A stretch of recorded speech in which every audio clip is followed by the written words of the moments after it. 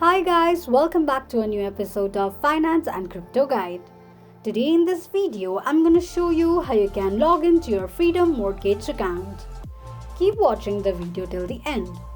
To log into your Freedom Mortgage account, firstly go ahead and launch up a new Google search. On the search box at the top, type in mylogin.freedommortgage.com and make a search. It will take you to the login page of Freedom Mortgage account.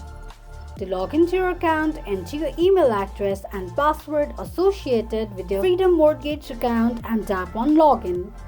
Click on an eye icon to check if you have entered your password correctly or not.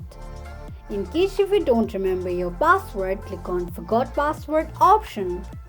This is how you can log into your Freedom Mortgage account quickly and easily just in few steps.